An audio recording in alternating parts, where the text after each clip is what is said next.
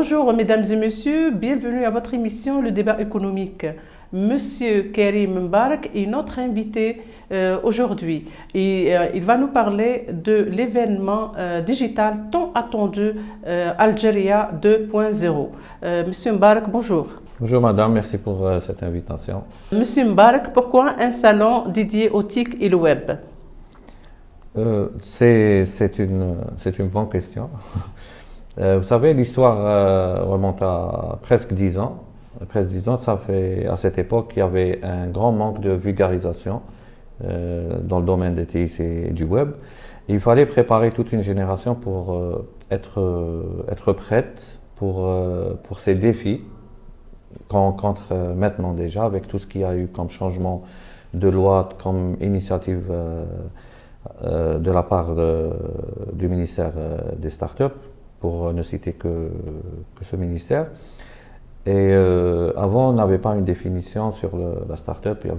Tout le monde avait sa propre définition. On prenait des exemples des États-Unis, d'Europe, d'Inde, alors que un écosystème, c'est comme une recette de cuisine. C'est-à-dire si on utilise la même recette avec les mêmes ingrédients dans un autre pays, ça peut ne pas plaire à la population qui habite dans ce pays parce que éventuellement ils n'aiment pas les plats trop épicés ou piquants. Donc il faut arranger le dosage des ingrédients pour que cette recette réussisse. Et on ne peut pas le faire d'une baguette magique, il faut essayer, corriger et avancer. Donc à cette époque-là, il fallait préparer le terrain et vulgariser au maximum parce qu'il y a plusieurs métiers dans le web que les gens ne connaissaient pas, c'est-à-dire une grande majorité ne connaissait pas, comme par exemple Pure Player, comme par exemple les community managers, comme le développement dans plusieurs plateformes, c'est-à-dire comme React, c'est-à-dire que c'est tellement vaste qu'il faudrait, comme j'avais dit un jour, il faudrait chaque jour une conférence ou un salon pour essayer d'englober toutes les spécialités où les startups peuvent éventuellement investir.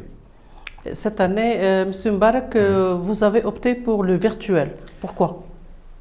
La réponse est simple, parce qu'on ne veut pas être complice d'une quelconque propagation du virus, parce que déjà maintenant c'est difficile de faire respecter la loi en termes de distanciation, en termes de réflexes par rapport à ce Covid.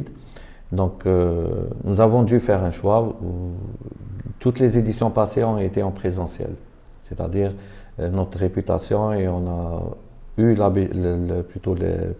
toutes les éditions étaient vraiment attendues par le public parce que mis à part l'exposition, mis à part les conférences, les ateliers, les challenges, il y avait surtout le contact humain, il y avait du networking, c'est-à-dire vous pouviez rencontrer une sommité dans le domaine de l'intelligence artificielle que vous n'aurez pas pu le contacter par LinkedIn ou par mail.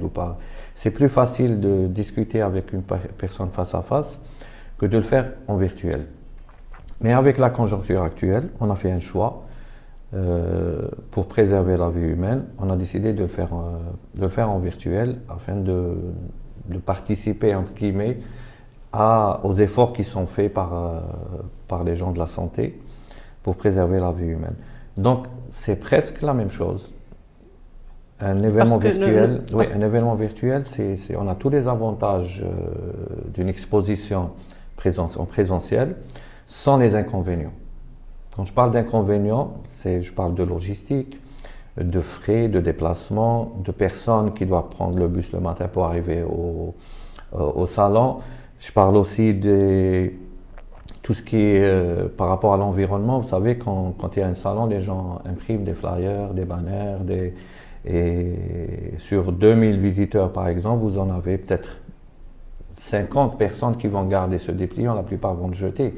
Et c'est une grande catastrophe pour l'environnement, mais par rapport au salon virtuel, on peut, c'est-à-dire tous les fichiers de com des entreprises sont en version PDF.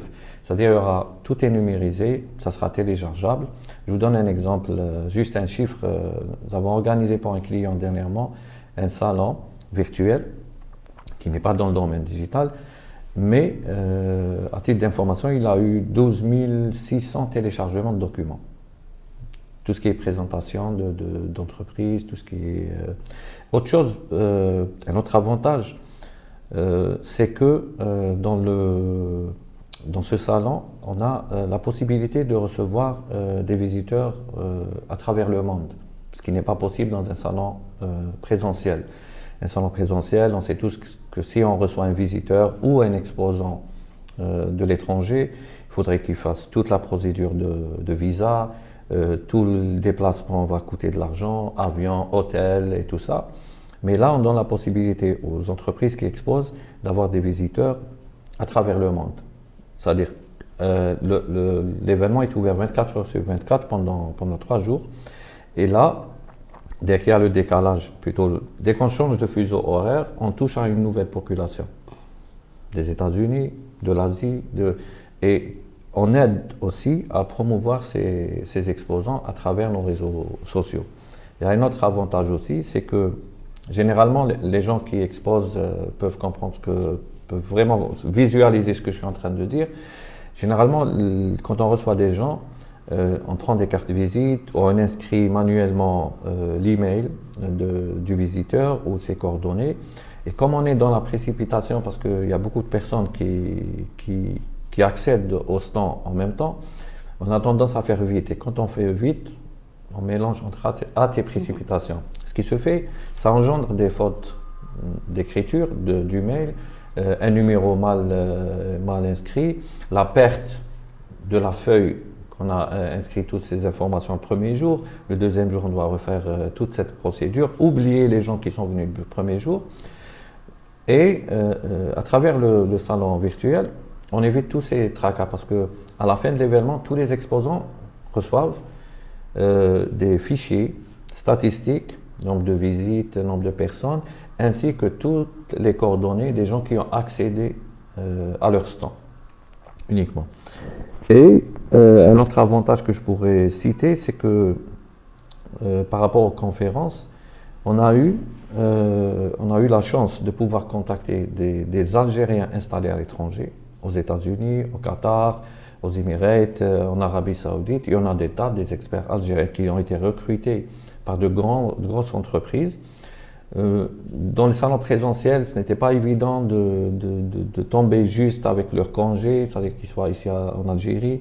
S'il fallait les ramener, ça aurait engendré beaucoup de charges par rapport à ça. Mais là, on a eu l'occasion et une opportunité, on a de la chance de pouvoir le faire, c'est que disons 80% ou 70% de nos speakers sont des Algériens installés dans de grosses entreprises à l'étranger. Ils auront la possibilité de discuter avec leurs concitoyens et de partager leur savoir. Je peux démarrer de l'intelligence artificielle, au machine learning, au management en lui-même. C'est-à-dire qu'on a essayé d'aborder le maximum de technologies et tendances actuelles. Et est-ce qu'il y a de participation, des exposants dans le salon virtuel?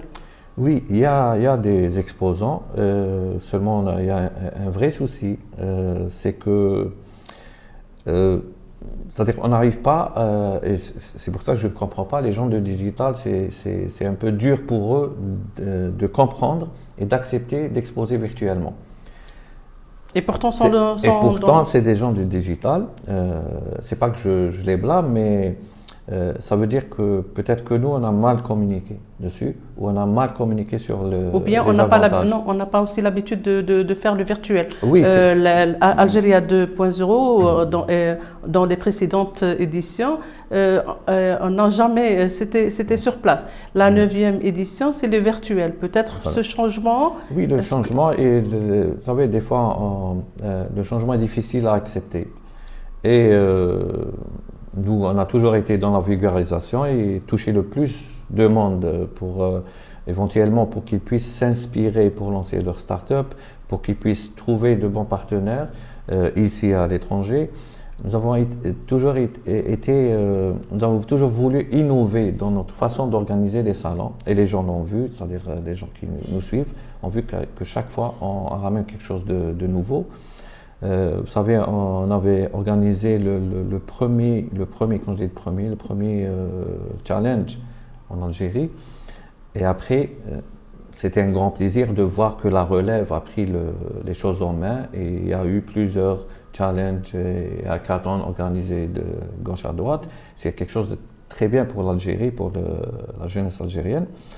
Mais là, virtuellement, les gens ont pris l'habitude et je dirais, bon, Allah yarhamhom les métaux et tout, mais grâce au corona, les gens ont appris à travailler en remote, à faire avancer leurs affaires parce qu'on ne peut pas rester comme ça toute notre vie. C'est-à-dire, le virus, il est là, il faut s'adapter, il faut trouver des solutions, comment que l'économie algérienne doit continuer à vivre.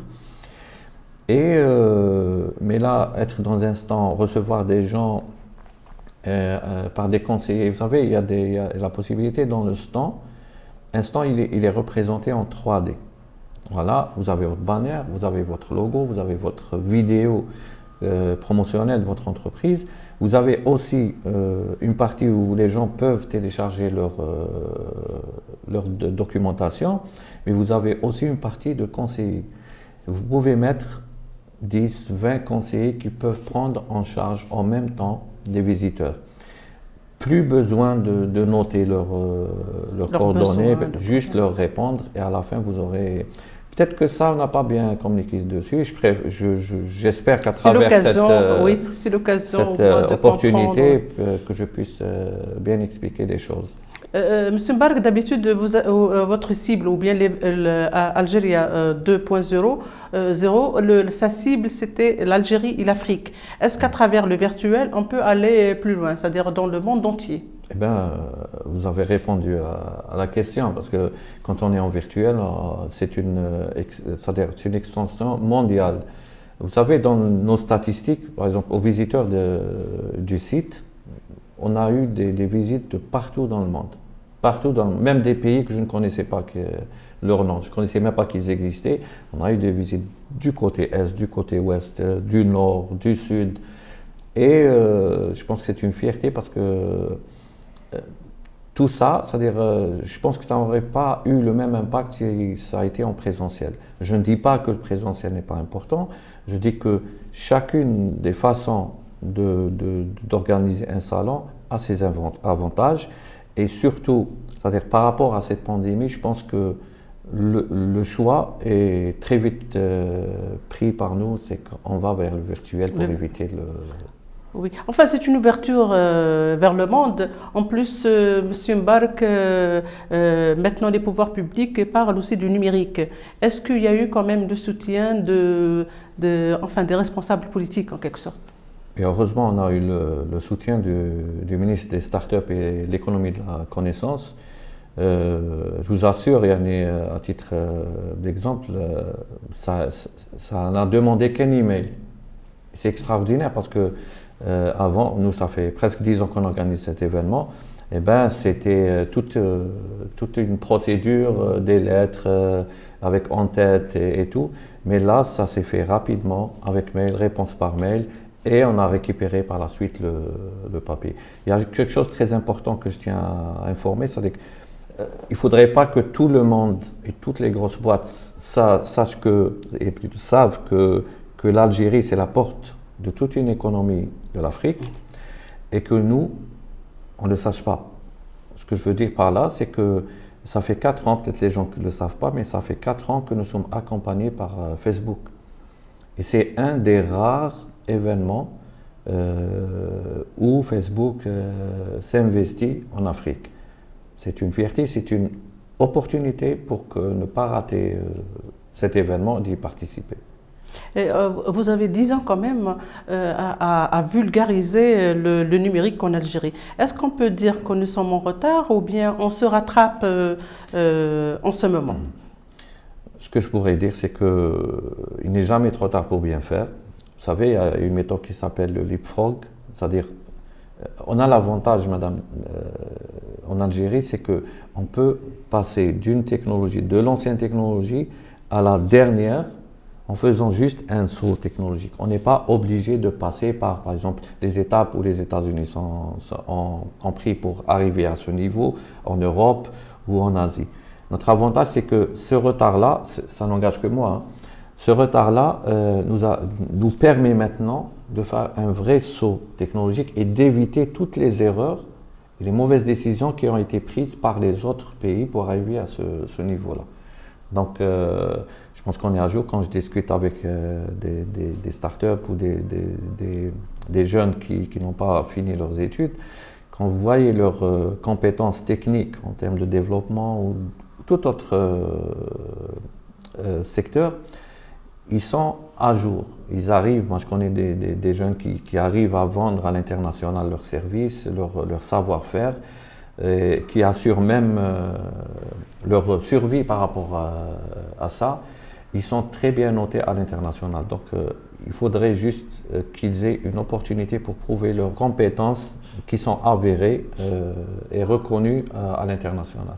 Et qu'est-ce que vous attendez de ce salon, Monsieur Mbark?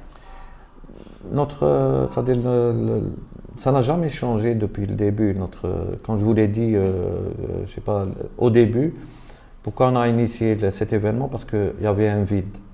Il y avait un vide. Les gens n'étaient pas au courant de toutes les opportunités qu'il pourrait y avoir par rapport au web et l'apprentissage rapide qui peut se faire. Donc, il fallait faire quelque chose pour l'Algérie, pour les enfants d'Algérie. On l'a entamé. Mais il ne faut pas oublier que dès qu'une génération passe une étape, il y a toujours une nouvelle génération qui arrive. Et c'est notre rôle d'accompagner aussi la nouvelle génération. Quand je rencontre des jeunes qui ont participé par exemple à la 2e ou 3e édition, 4 ans après, et je discute avec eux, je dis qu'est-ce que vous faites maintenant? Ils me disent c'est bon, on a lancé notre entreprise ou notre start-up. Et c'est grâce à Algérie 2.0 qu'on a pu s'inspirer ou trouver éventuellement le secteur qu'il faut investir. Et ça, il n'y a pas mieux que ça. C'est-à-dire que un seul visiteur parmi des milliers, je suis vraiment reconnaissant ou merci à Algérie 2.0 de m'avoir ouvert les yeux par rapport à tel ou tel secteur. Il n'y a pas plus important pour nous. L'événement aura lieu du 1er au 3 avril prochain, Inch'Allah. Justement, il y a une personne avec qui j'ai discuté, je ne citerai pas, qui m'a dit oui, c'est bien, c'est intéressant. Je lui dis du 1er au 3 avril, il me dit ok, et c'est où? Non, mais c'est virtuel, c'est partout. C'est partout. On va demander le programme. Quel est le programme pendant les 3 jours? Les 3 jours, c'est-à-dire, bon, je ne l'ai pas en tête, mais ce sera une série de conférences et il y a en réalité 3 salles. Une salle pour uniquement les talks de 15 minutes, une autre salle uniquement pour les workshops de 40 à 45 minutes avec démonstration et tout, et une salle pour les panels. Les panels, par exemple, on parle de la santé. Il faut, c'est-à-dire ce que la technologie peut apporter à la santé, parce qu'il y a beaucoup d'avancées technologiques. Et quand on parle de technologie, on ne parle pas uniquement du web. On parle des outils, de ce qu'utilise un chirurgien, de la télémédecine. Et il y a aussi Women in Tech, Women in Technology. On a toujours soutenu les femmes qui ont investi dans la technologie. D'ailleurs, chaque édition, on a une session où on invite des femmes à présenter ce qu'ils font, où est-ce qu'elles sont arrivées, quels sont leurs projets, on essaie de les accompagner. Ça aussi, ça sera un panel.